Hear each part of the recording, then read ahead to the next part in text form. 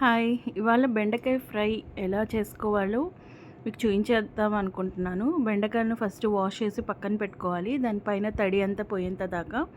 దాని తర్వాత ఇలా నేను ఒక బంచ్‌గా తీసుకుంటాననమాట. ఒక్కొక్కటి కట్ చేయడానికి చాలా టైం పడుతుంది కదా! సో, ఇలా ఒక బంచ్‌గా తీసుకొని నేను వీటిని కట్ చేసుకుంటాను. చాలా టైం సేవ్ అవుతుంది. ఎస్పెషల్లీ వర్కింగ్ ఉమెన్స్‌కి, బ్యాచిలర్స్‌కి చాలా ఈజీ ప్రాసెస్‌గా కటింగ్ పార్ట్ మనకి ఈజీ అవుతుందనమాట. సో, ఇలా బంచ్‌గా పెట్టేసుకొని ఇలా చిన్న చిన్న ముక్కలుగా కట్ చేసుకోవాలి. వేస్ట్ అనేది ఒక సైడ్‌కి వేసేసుకుంటే మనకి ఈజీ అవుతుంది క్లీన్ చేసుకునేటప్పుడు. సో, అందుకే నేను ఒక సైడ్‌కి పెట్టుకుంటున్నాను.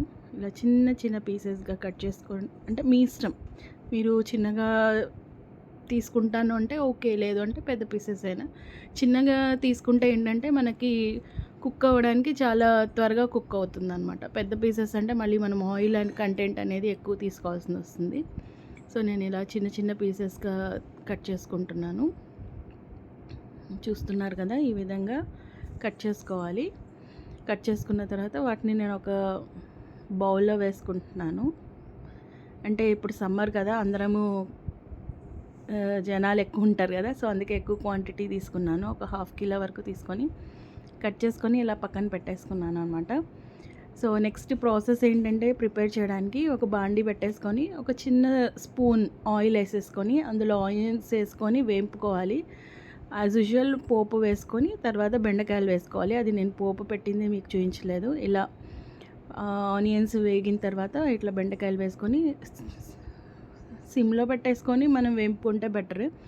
దీనిపైన ఏంటంటే మనం లిడ్ పెట్టుకోకూడదు. లిడ్ పెడితే ఏమవుతుందంటే అది మనకి స్టిక్కీగా ఉంటుంది. పిల్లలైనా పెద్దలైనా తినడానికి అంత ఇష్టపడరు అనమాట స్టిక్కీగా ఉంటే. సో, అందుకే పైన లిడ్ పెట్టకుండా ఇలా వేపుకోవాలి.